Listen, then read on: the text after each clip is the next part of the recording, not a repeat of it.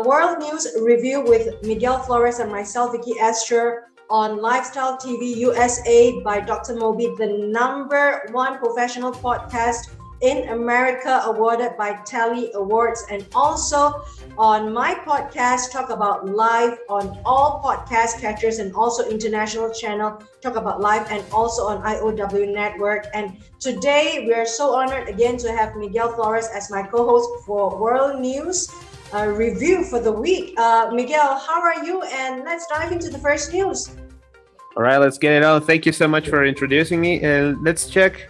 The first news that I wanted to bring is basically something about the United States remembering the 9/11 attacks 20 years after. Actually, the news that I sent are more like pictures and the way the people reacted. Silence and tears as U.S. remembers 9/11 attacks.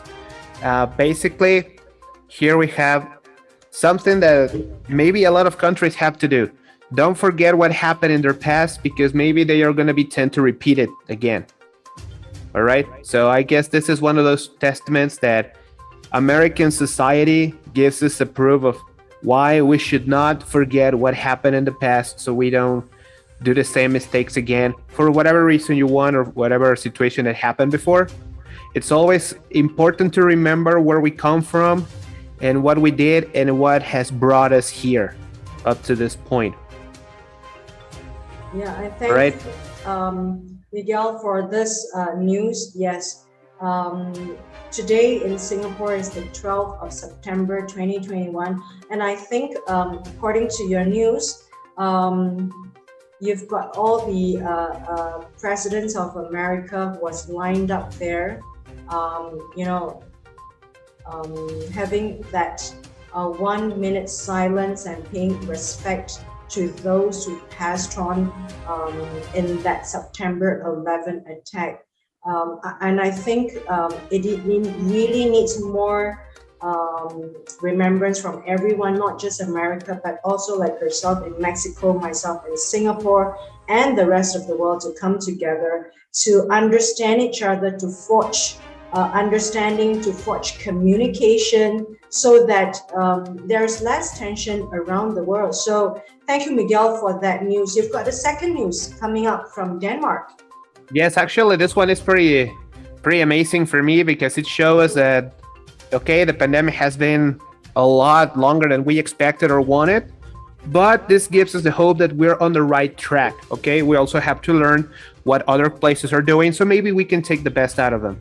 After more than 500 days, Denmark has ended its COVID restrictions. So basically, no more mask use, no more social distancing. This is the first of the European nation to basically say we're good to go. We're back on track. We're good. We can continue things the way just were before. And this is one of those news that I really wanted to bring, because this is something that really helps us to say, okay, like I said, and maybe I'm gonna sound redundant, but it's important for me to really emphasize the fact that we're on the right track. Okay, well, yes, it still requires a lot of patience from all of us, most importantly, but it doesn't mean that we cannot overcome this. All right, Denmark has already set one of the standards that we need to follow, and the consequence of it is that right now they're back to normal. Yeah. According to the news that came out from the Associated Press, after more than 500 days, Denmark has ended its COVID restrictions. After exactly 548 days, and also Denmark has achieved a high vaccination rate of over 80%.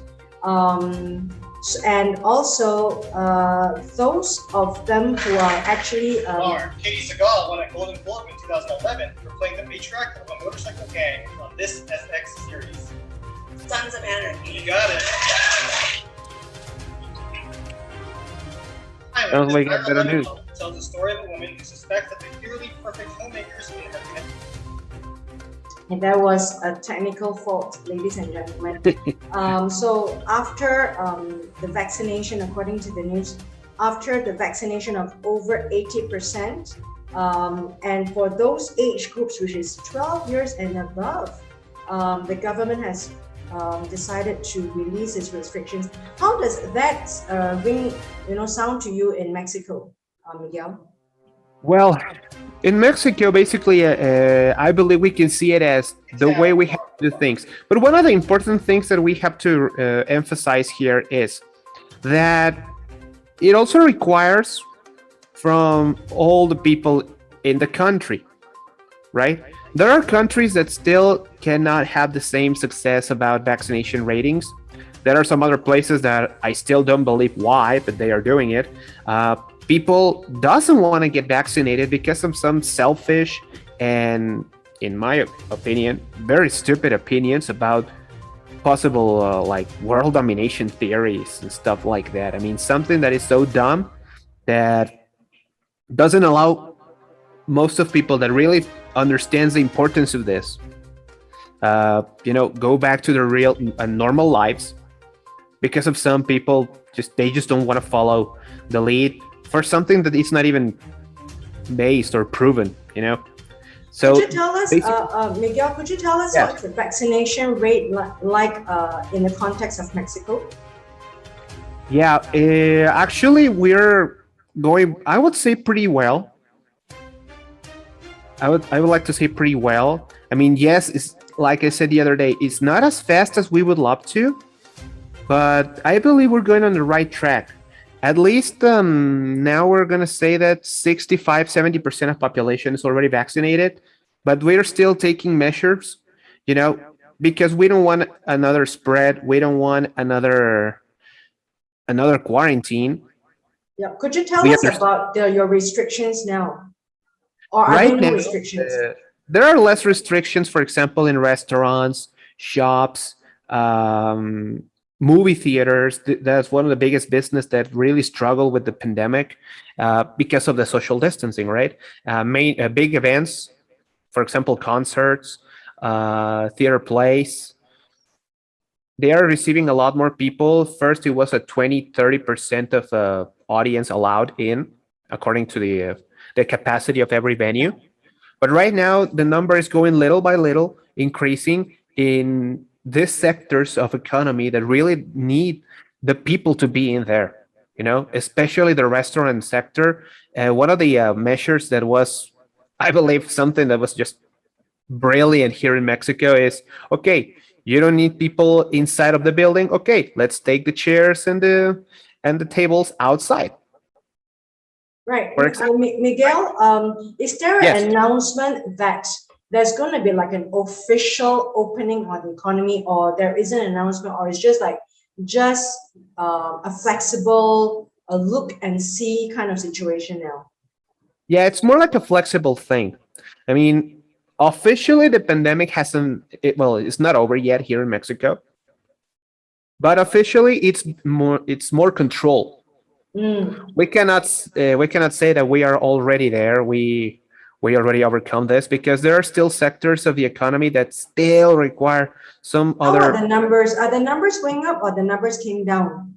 Actually, the numbers are going up little by little. Fortunately, I am really happy to say that, honestly, because.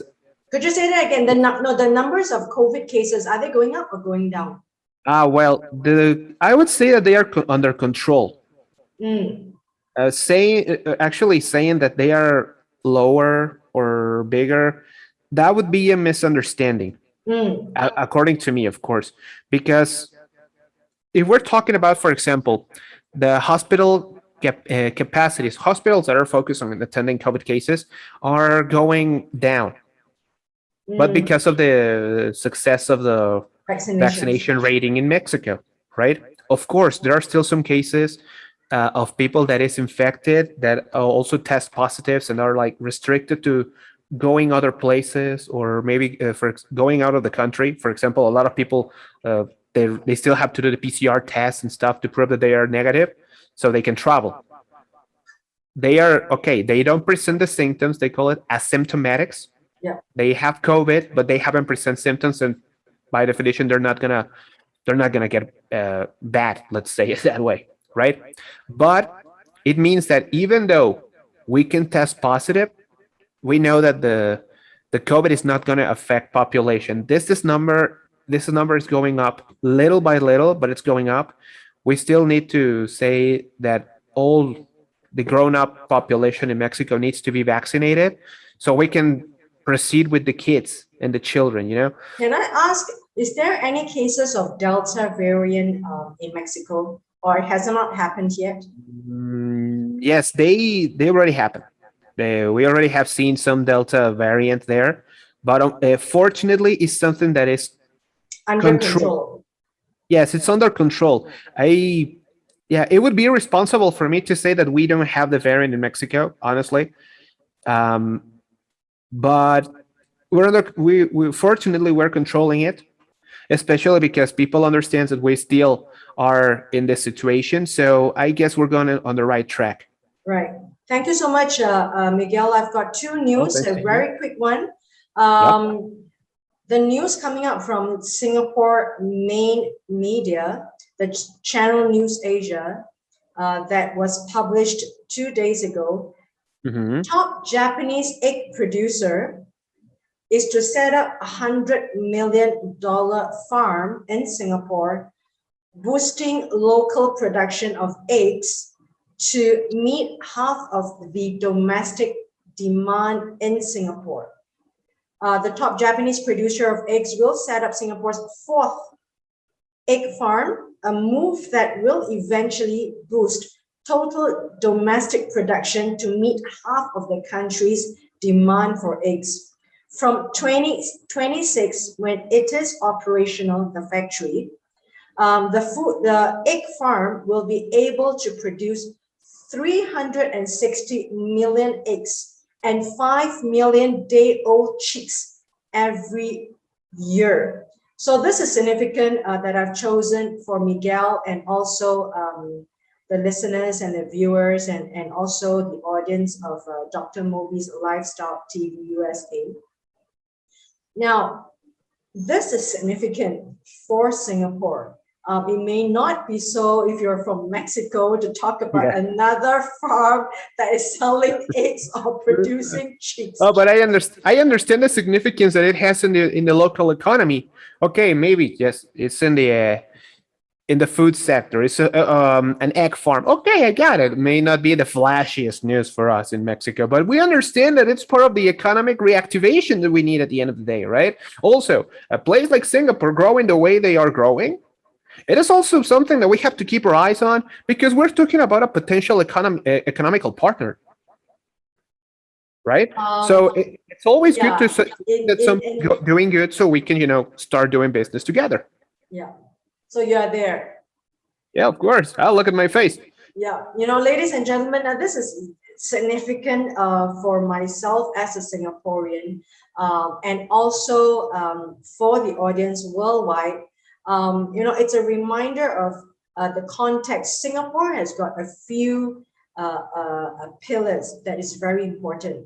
We have something called food security, water security, fuel security, and of course, food security is one of the basic security on par with military defense in Singapore. Because in Singapore, we actually import almost 90% of our food from around the world because Singapore being a small island and we have about 7 million people here, every inch of the land is given to urbanization. So we do not have any agriculture industry. And we're trying to grow the industry for food sufficiency to a small extent for the last 10 years.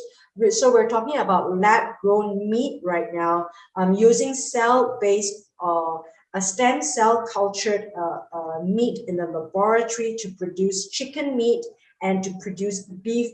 Because Singapore being really small and without any agriculture, we import food from China, we import food from Malaysia, Thailand, Philippines, as far as Egypt, Australia, New Zealand, even as far as Brazil for beef.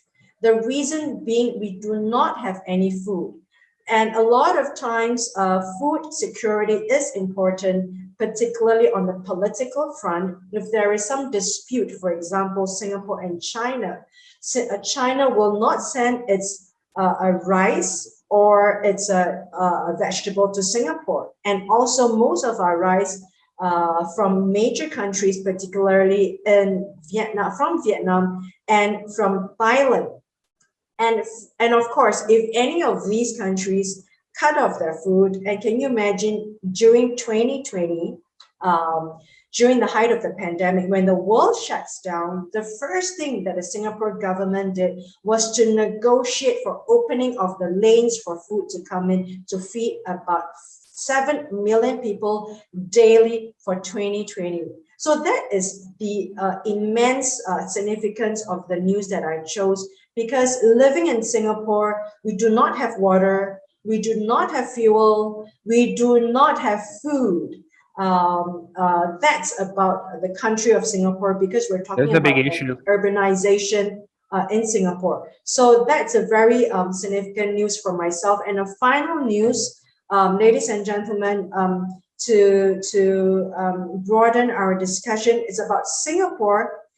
During 2020, ladies and gentlemen, a surprising Singapore records 7.5 billion in luxury property transactions in the first half of 2021. So for the first 6 months of this year, according to one of the largest real estate companies, Frank Knight report, wealth generated or imported into Singapore is driving demand for both landed and non-landed homes in Singapore.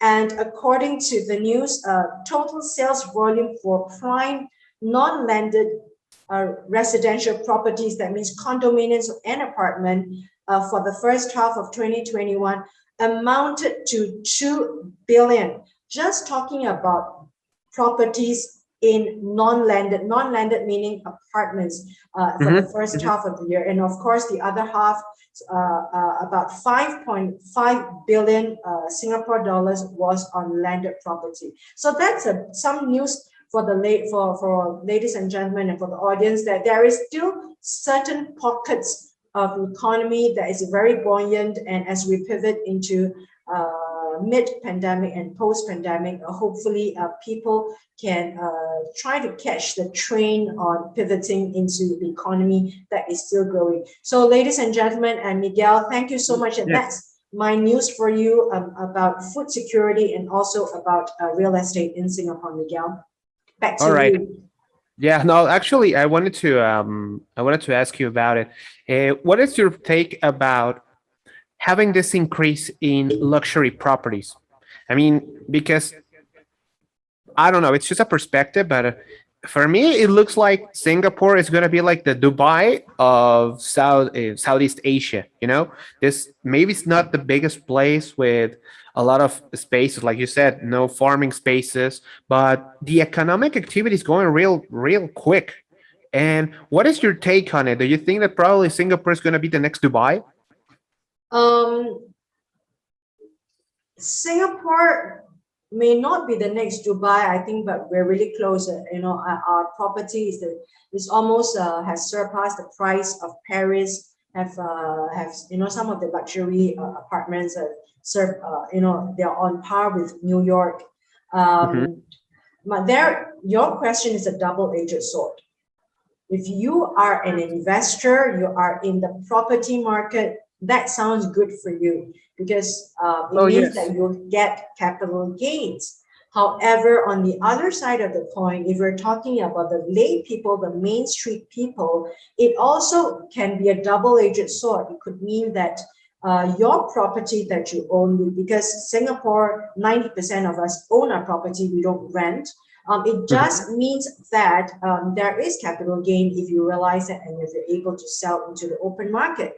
However, it also means that the next generation of young people, when they come into the market with their income level and with that economy that they're in, you do not know if they will be able to catch up to afford that kind of property prices as they take over the economy in that next generation. So it's going to be passed on to the next generation. Some people win, some people will lose. Well, in Yeah, of Singapore, course. in Singapore, it is a political issue, and it's always debated during the election year because we're talking about cost that is going to be passed down to the next generation. While this generation, you enjoy that, and also is in the hands of the few real estate people, and of course, you do see buoyancy because for the last years that Singapore was on this train of nation building, a lot of people made we are able to make a lot of economic stride in the real estate, plus a lot of economic activity in every sector of the economy. However, the costs do go down to the next generation, and that's another worrying sign. And you've hit a good question because that is also an election issue for the government that's going to be voted in the next cycle.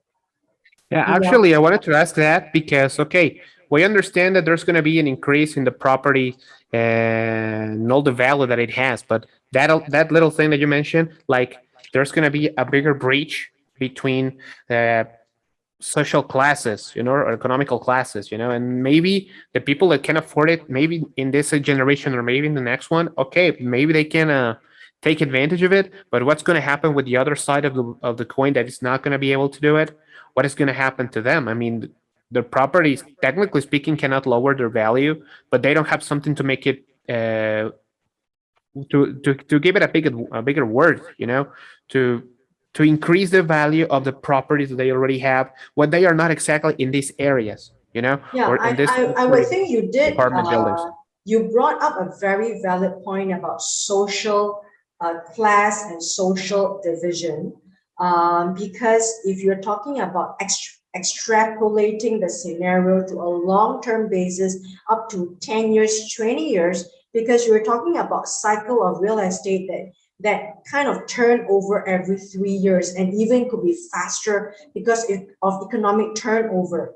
And if you're talking about extrapolating it to the 10 years and 20-year cycle where the next generation comes, that could be a problem in terms of like what you say, a social divide or a class divide, because you've got those people who are able to catch the train, they go up, but people who could not catch the train, they could potentially go down. So therefore, it is about a policy issue, and that's very much debated here about adjusting the policies about how to make the next generation catch up when they are now still not able to catch up. So I think you've got that a crucial issue that you've highlighted, Miguel. It's something that I wanted to highlight because it's something that actually happens here in Mexico. I see it because there's a lot of real estate building construction, especially in Mexico City and Mexico's biggest cities, like, for example, Monterrey, Guadalajara, Querétaro. This particular city is growing a lot. The real estate value is increasing super quick, like really, really quick. But the gap that it created among the classes is just amazingly big. This percentage of people that can afford it here in Mexico, unfortunately, is not bigger than 10 or 15% of the total population. But the properties are there. Some of them have to be filled with people coming from other countries that come here to work or make business. And they are part of that mix, or they get involved into that mix, even though they don't want to. That's something that I Yeah, wanted that's a very valid point, and also it's a contentious point in all major cities. Like what you say, Dubai, in Hong Kong, that's a big deal now in Hong Kong. And also it's a contentious political issue there, and also in many parts of Asia, whereby you're talking about emerging economies that is booming in the capital cities. And that gap of people able to afford in the capital cities in Asia, it is so many times above that paycheck. So we're really talking about a potential cycle in the next 10, 20 years which is quite a worrying sign for the next generation who's not able to keep up. Thank you so much, Miguel. We've got 4 news for you. Would you like to wrap up to say goodbye until we see you again next week for the next weekly review? Once again, Viki, it is always a pleasure to be here with you, sharing this news. We need to talk about a little bit perspective. Okay, yes, I had to come up with the COVID news. I'm sorry, I still have to do it because it's something we still deal with it. But fortunately, we bring something positive to the table, you know. And also, I also wanted to bring the 9/11 news because it's part of human history at the end of the day. Yes, it's highlighted so much because it happened in the United States. The Americans tend to make it a bigger deal than it really is. Of course, I'm not saying that it's not, but it doesn't mean that these things don't happen in other parts of the world. But being able to observe that they are able to remember the things that happened to them and overcome those things, learn from them, and become a bigger or better society. They're a way, but they're a better society because of that. Thank you so much, Miguel. And that's why you and I, we have a job as podcasters. You know, we join hands together. We forge understanding through communication. I get to know so much about Mexico through you. All these months, and I'm very sure you get to know so much about Singapore from me. I'm learning a lot. I love that process. And I just want to thank you, ladies and gentlemen. Would like to give Miguel Flores a big pat on the back and also an applause for him for being my good co-host for the show. And also, ladies and Always gentlemen, a pleasure. Please tune in next week, Miguel and myself, for World News Weekly Review. And I'm just thinking, Miguel, we should be doing one more show per week because it's like, it seems that the news we pick is just too little for that half an hour or 40 minutes. Probably, yes. Probably we should pick something a little additional, but we're going to work it out. We should work on the second episode for the week. Thank you, Miguel. Thank you so much, Viki. I'll see you next week.